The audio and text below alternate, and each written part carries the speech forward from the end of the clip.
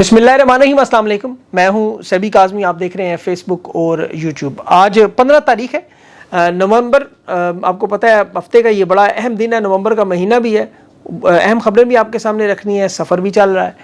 Israel की जो बादशाह अब्दुल्ला के ज़रिए उर्दन के 2 दिन के पाकिस्तान के दौरे में इंतहाई अहम मामलात में इब्राहिम अकॉर्ड, मोहम्मद बिन सलमान की मुलाकात से पहले क्या मामला हुआ है और मकबूजा कश्मीर में 5 फौजी एक्सफरान की जो पुलिस स्टेशन पे हमला हुआ दिल्ली धमाके के बाद, बहुत बड़ा मामला। श्रीनगर जम्मू कश्मीर के हालात इंतहाई ख़राब है। फॉल्स फ्लैग ऑपरेशन या जेन्युइन थ्रेट। सुहेल अफरीदी ने भी ISF का जो खिताब, धुएंधार खिताब मैं तो कहूँगा, परखचे उड़ा दिए। नौजवानों को तैयारी का हुक्म दिया। डीचओ की कॉल का बात की। ड्रोन हमलों में जख्मियों की इयादत पर भी इस्टेब्लिशमेंट को पैगाम दिया। और आज बड़ा जलसा भी लोदेर में। और फील्ड मार्शल के जो इख्तियारात बढ़ाए गए, 1 यूनिट लागू करने का अयूब खान वाला प्लान कैसे चल नहीं सकता। 27वीं तरमीम में नए वज़ीर आज़म का भी पीपल्स पार्टी नाम दे रही है, अदम एतमाद लाने का ऐलान भी कर रही है। और 27 के बाद जो 28वीं तरमीम है उसमें भी एक और चीफ की एक्सटेंशन और खुदा न खास्ता पाकिस्तान के 14 टुकड़े करने की कोशिश।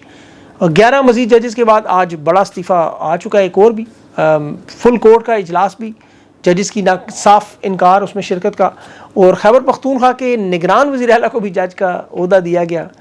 आईने तहफ़्फ़ुज़ पाकिस्तान सड़कों पर आएगी या नहीं, ये बड़ा अहम मामला है।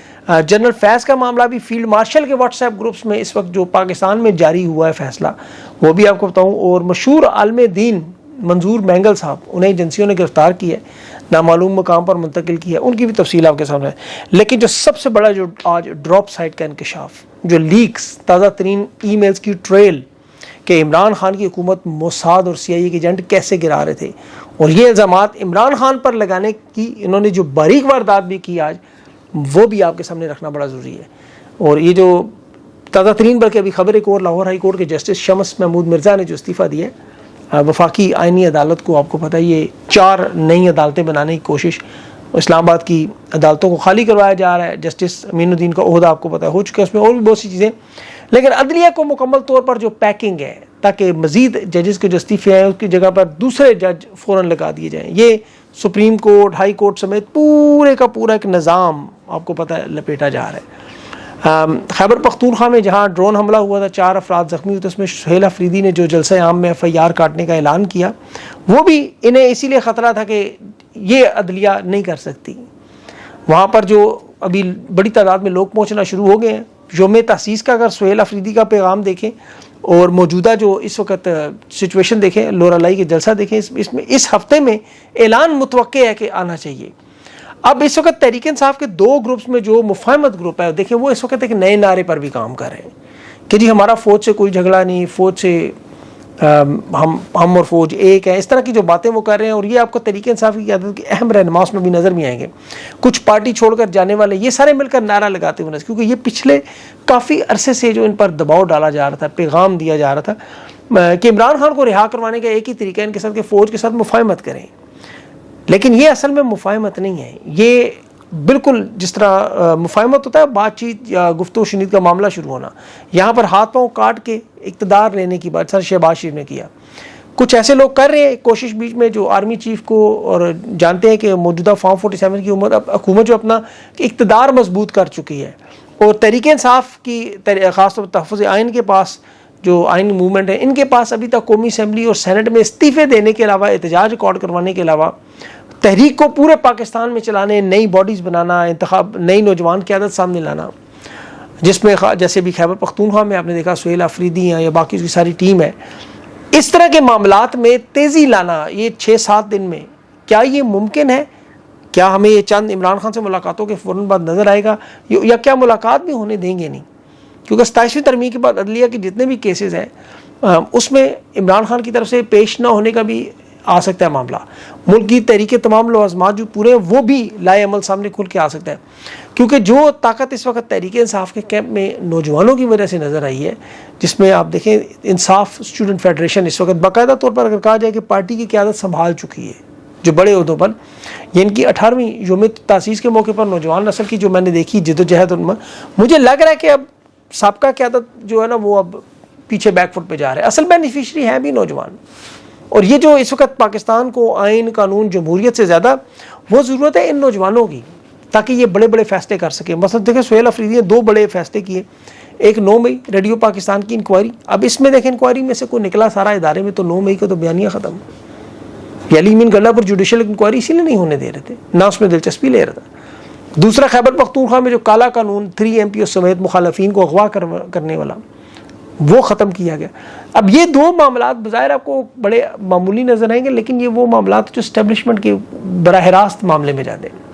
اب اسی صورتحال میں یہ جو ابھی لیکس کا معاملہ سامنے آیا ہے, یہ جو دی اکانومسٹ میں عمران خان اور بش بی بی کے خلاف پھر آرٹیکل چھپوایا گیا, یہ دونوں معاملات جو ہے وہ آپ کو سمجھنا بڑا ضروری ہے کہ یہ آرٹیکل جو اکانومسٹ میں لکھا گیا اور یہ جو جیفری ایپسٹین کی جو فائلز کا تہلکہ مچا, یہ کون شخص ہے اور یہ سارا معاملہ اگر جڑتا کیا. دیکھیں جیفری ایپسٹین برٹش بینکر جو اسرائیل کا انڈر کور ایک سفارتکار تھا, بے تحاشا دولت اس کے پاس 2024 میں اس کی فائل سامنے آئی کہ اس کے پاس دنیا کے طاقتور ترین رہنماؤں کو, ڈونلڈ ٹرمپ سمیت ان لوگوں کے جو جہاں موساد نے اپنے مہروں کے ذریعے ان نوجوان بچیوں والے کیس جو ہوتے ہیں ان میں پھنسایا. یہ پوری بلیک میلنگ ایک عالمی نیٹ ورک ہے. اس میں دنیا کے بڑے بڑے سینئر صدر, ان کے سینیٹرز اور مطلب ان کے گھروں کے جہازوں کے ٹریک ریکارڈ اس کے گھر پہنچے تھا کہ بجلی کے بلوں کے مطلب ایک ایک چیز کے پاس موجود تھی. اور پھر وہ بچیاں بھی بہت ساری سامنے آئیں. تو یہ ایک بہت بڑا معاملہ, اتنا بڑا معاملہ کہ آپ سمجھ لیں ایران کی بمباری سے زیادہ بڑا معاملہ جو امریکہ نے کیا. ایلن ماسک اور ڈونلڈ ٹرمپ کی آپس میں گفتگو بھی سامنے آئی اس پہ, اور ان فائلوں کے سامنے آنے کا معاملہ بھی تھا. اب اس میں جو سب سے انٹرسٹنگ بات پاکستان کے معاملے میں کہ اسرائیل, موساد اور CIA کس طرح عمران خان کو اقتدار سے نکالنے کی, جو ان کا سب سے بڑا ایجنڈا, جو خود ان کی اپنی ای میلز میں جو ابھی ڈراپ سائڈ, رائن گریم اور وکاس نے یہ طاقتور شخصیات کی جو CIA سمیت موساد سمیت جو ای میلز رکھی ہیں, اس کا لبے لباب یہی بنتا ہے کہ عمران خان کو 2018 میں حکومت سے فارغ کرنے کی کوشش دی, اور پھر جس پر عمل 2022 میں ہوا, اور عمران خان کو اقتدار سے نکال کر اسرائیل کے ساتھ تعلقات بڑھانا, اضافہ کرنا, بحالی کرنا, یہ بہت بڑی واردات جس میں جنرل باجوہ اور اس کے قریبی ساتھیوں کی جیفری ایپسٹین کے ساتھ اور جو اس وقت عمران خان کے خلاف مہم چلانے والے لوگ ہیں ان کے ساتھ تعلقات. آپ دیکھیں وہ سارا ٹریل خواجہ آصف سے لے کے جتنے لوگوں کی عمران خان کے دور میں, جب انہوں نے بعد میں حکومت گرانے کے بعد کہا کہ ہمیں تو جنرل باجوہ کورونا کے دنوں میں بلا چکا تھا, تو وہ سارے معاملات جڑتے کہاں ہیں تانے بانے جا کے جیفری ایپسٹین سے, جسے شدید ترین عمران خان سے نفرت اس بات پہ کہ یہ ایک اسلام پسند بنا ہے. اس نے اتنا کھل کے صاف ان ای میلز میں لکھا, شدید ترین نفرت کا اظہار کیا.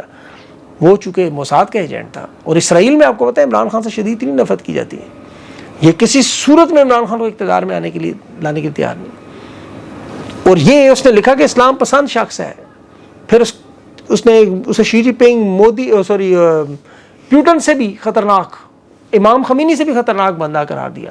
اب پاکستان میں اکانومسٹ میں کالم لکھنے والی 2 خواتین, بشرا تسکین اور ایون جونز. اب بشرا تسکین صاحبہ کی آپ دیکھیں CEO ہیں کس کمپنی کی, برطانوی مصنف کے, انہوں نے پورا آرٹیکل لکھ دیا جیفری ایپسٹین کے معاملے کو کس طرح ٹوسٹ دیا.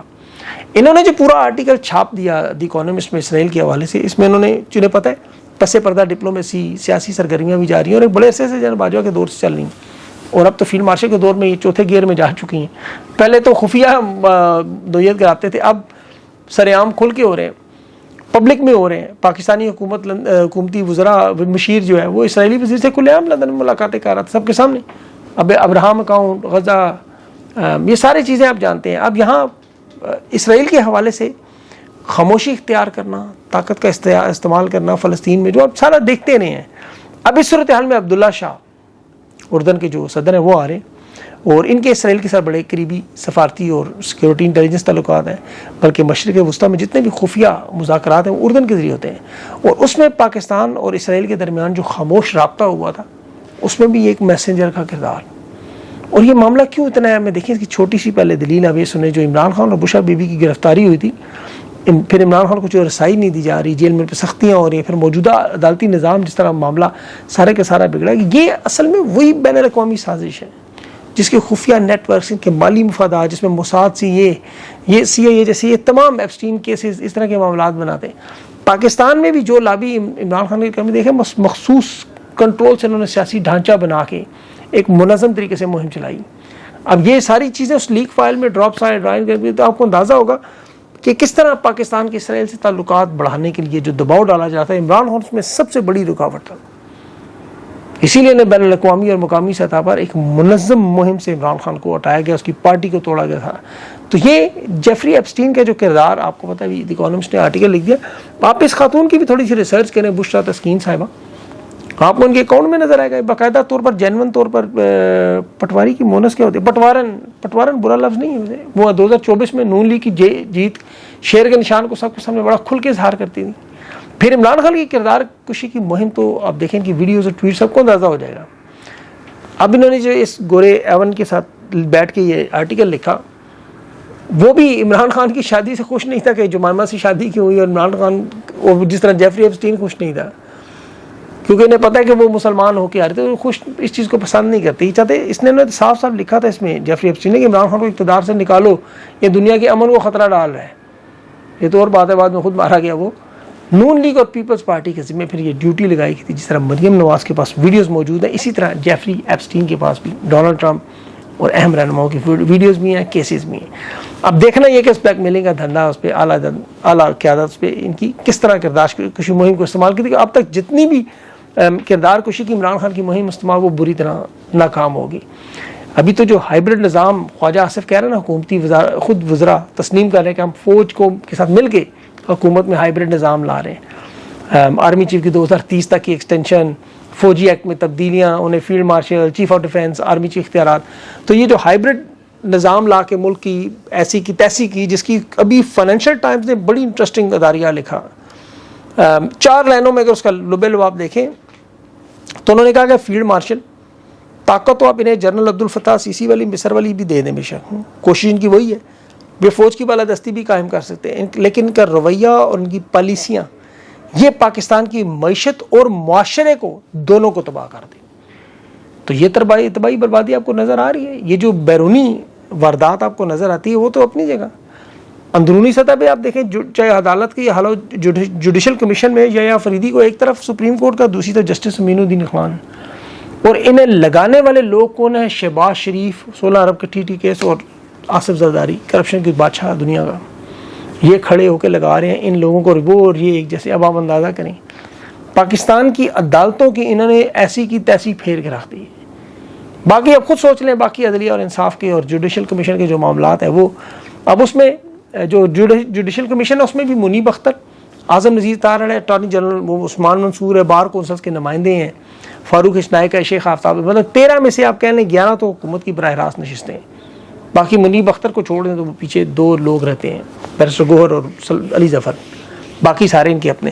تو ان حالات میں دیکھیں ان کی کوشش عدلیہ کو کنٹرول کرنا, ان کی سارے اداروں کو کنٹرول. اب میں یہاں اسپین میں اس وقت جو یہ ویلاگ آپ کے سامنے کر رہا ہوں, آپ لوگوں نے ویڈیوز دیکھی ہوں گی, عمران ریاض کے ساتھ ابھی وہ ایئرپورٹ سے ہم سب لوگ آ رہے تھے, ملاقات ہوئی. پاکستانیوں نے جس انداز میں محبت کا اظہار کیا, میں تو یقین کریں میرا تو عقل حیران رہے گی. میں اس کا تاثرات اپنے الفاظ میں بتا نہیں سکتا کہ ان ایکسپیکٹڈ اتنا بڑا استقبال, اتنا تو مریم نواز کا نہیں ہوتا جو زبردستی سیٹ پہ بیٹھی ہیں.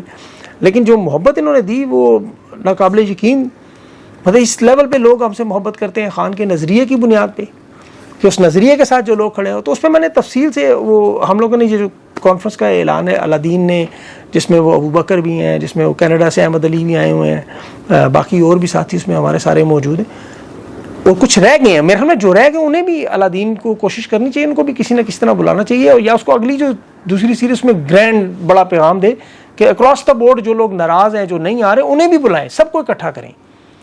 یہ دیکھیں, یہ تو ہم تحریک انصاف ہیں, تو ساری سیاسی جماعتوں کو جس طرح اکٹھا کرنی ہے, اس طرح تمام سیاسی سوشل میڈیا کے لوگوں کا, اس میں نون لیگ کے لوگوں کو بھی میں تو کہتا ہوں بلا لیں اگر وہ آ جائیں, لیکن وہ آئیں گے نہیں, اور نہ ان کے لیے پلیٹ فارم بنے گا. لیکن اس کا مقصد کیا ہے؟